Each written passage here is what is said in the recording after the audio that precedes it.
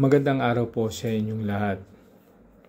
Nais ko pong ipaliwanag sa inyo ang Project 615. Ang Project 615 po ay isang programa na kung saan meron pong dalawang product. Ito po ay isang accident insurance from Alpha Insurance and Surety Company with a privilege card from Unity Card Plus at isang memorial plan ng Diamond Memorial Card Plan from Corondedal. So, ang Project 615 ay naka-under po sa company ng Phoenix Advertising and Marketing Solution. So, ito po ay ginawan ho namin. Ginawan ko ito ng isang complan o isang programa na kung saan po ay digital na po yung ating application para po sa memorial plan.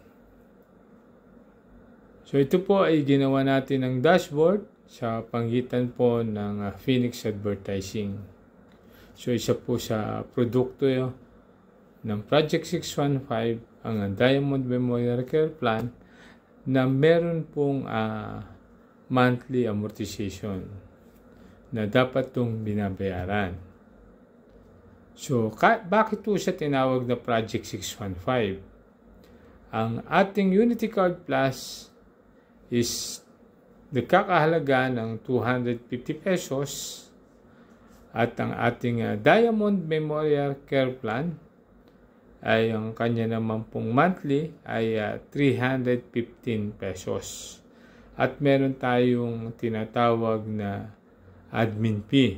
Ito po, dito nanggagaling po yung babayad natin sa ating system o sa dashboard. So, kaya ang total po nun is 615, kaya tinawag po siyang Project 615. Ayan, 250 plus 315 at plus 50. So, yun po yun, kaya Project 615. So, programa na kung saan lahat ng nais ma-insured dito po sa memorial plan ay may chance din pong magkaroon ng incentives kahit po sa mababang halaga. Dahil po ako po ay isang licensed agent sa Diamond bilang isang sales counselor, ay minabuti kong ibahagi sa mga plan holder yung aking komisyon. At ito'y tinatawag kong incentives. So, ito po ay iniligay natin sa sistema o sa program. Sa Complan, ginawa ko siya ng Complan. Ngayon, ang nangyari po, nagkaroon po ng notice ang isa sa product ng Project 615, ang memorial plan. Nagkaroon siya ng notice sa IC, cease and desist. Karamihan na nakabasa nito ay hindi na iintindihan. Akala nila ay pinasasara na yung company at merong nalabag na mga batas ng Insurance Commission. Ang totoo po nito is sa dami ng naibenta dito sa NCR ng plan, ay umabot ng 4,023. Base po yan sa Insurance Commission. So, nang ma-check o ma-audit ng IC, is kulang na ang trust fund. So, kailangan magdagdag na po ang owner ng Diamond o ang company ng Diamond Memorial Care Plan ng trust fund sa IC. Dahil napakabilis na ibenta rito sa NCR, kaya kinulang na ang kanilang trust fund. So, yun po is sinesettle na po ng Diamond Memorial Care Plan pagdating po sa issue na yon. Then ngayon, ang pinangahawakan lang po ng mga like ng ibang mga plan holder ay yung tinatawag na COA o yung Certificate of Authority na pwedeng magbenta ang diamond ng plan. So dahil nga lumabas ang notice, pinatitigil po ng IC ang pagbebenta po ng plan. Dahil po ang diamond ay isa lang naman po ang product na ibinebenta, na ito po tinatawag na Nazarin. So napakababa niya sa halagang 315 monthly. Ito po ibabayaran natin sa loob lamang ng 10 taon. At kayo po makakover na. Actually, meron tinatawag itong contestability period na kung saan po pag nabayaran nyo na ng 12 months o 1 year, ay mamimit nyo na yung contestability. So, anuman po ang mangyari ay sa ating client o sa isang plan holder, ito po ay automatic fully paid na. So, ngayon, dahil lumabas yung notice, masyadong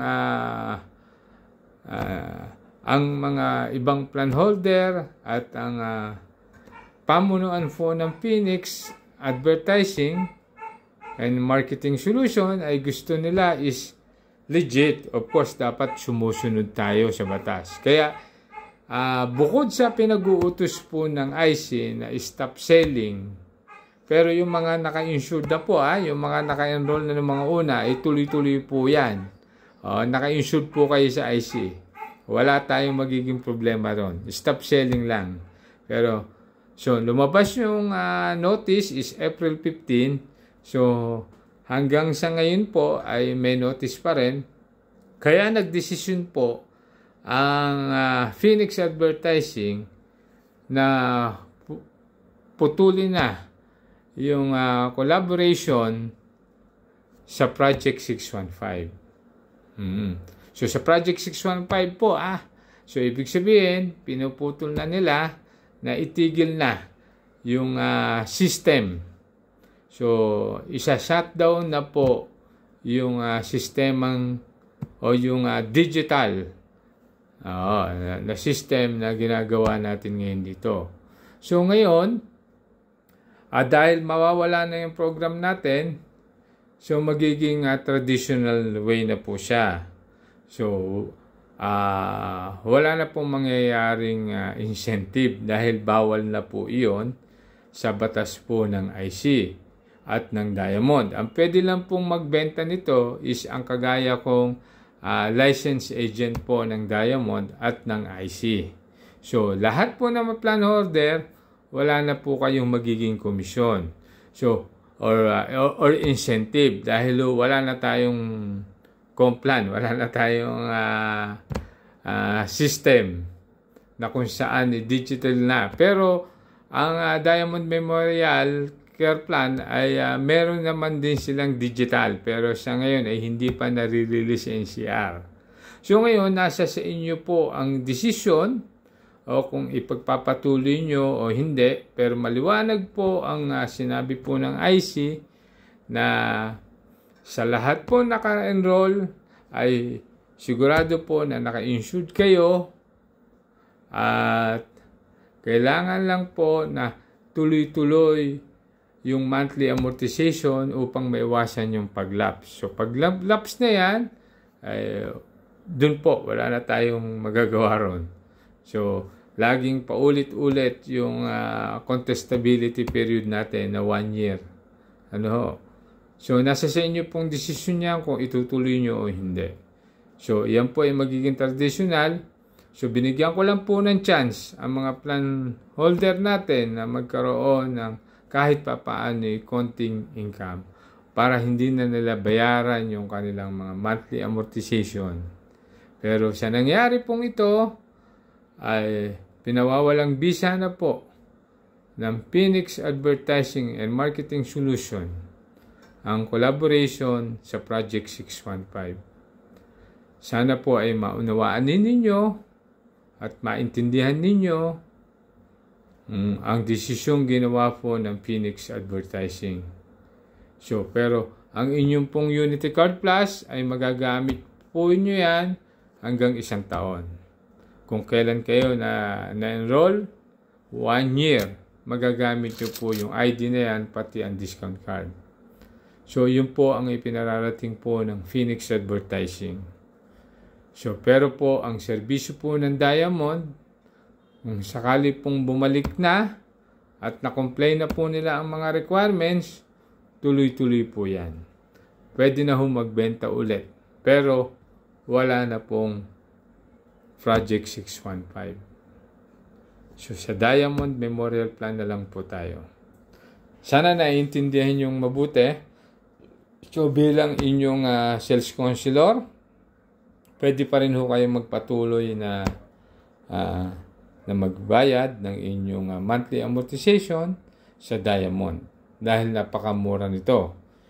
Ang balita ko pa nga dito is kapag natapos na pa na-comply na ng Diamond ang lahat ng requirements na hiningi po ng IC, ay nagsasuggest po ang IC na taasan yung presyo ng monthly amortization dahil sa sobrang mura. At si Diamond lang po ang merong kasamang insurance, life insurance. So, hindi lang po service. Merong mga ilang company po na mga service lang po ang ino-offer. Pero dito, grabe, at 100% naman po at marami na rin po ang nakapag-claim nito. May mga miyembro na ng Project 615 ang namatayan at nagamit po ang Diamond Memorial Care Plan with insurance. Pati po sa accident insurance from Alpha. So, yun lang po ang nais ko pong iparating sa inyo. Nawa po ay maunawaan ninyo ang nangyaring ito. So, para wala nang agam-agam, ulitin ko, ang Diamond Memorial Care Plan ay hindi po ipinasasara ng IC. Pinatitigil lang muna ang pagbebenta nito hanggat hindi kumpleto ang mga requirements na kailangan ng IC para patuloy upang maipagpatuloy ang pagbebenta ng plan o ng memorial plan sa Diamond. So, kung meron pa kayong ilang katanungan, ay iparating nyo lang po sa akin. So, maraming salamat po sa lahat po ng miyembro ng Project 615. Sa nais pong ipatuloy ang kanilang monthly amortization, ang inyo pong babayaran po ay halagang 315 pesos na lang po. Wala na po yung 50 pesos. Okay po, ang record nyo naman po ay nasa akin. Ulitin ko, wala na po itong tinatawag na incentives. Okay? So, maliwanag po. Maraming salamat po sa inyong lahat.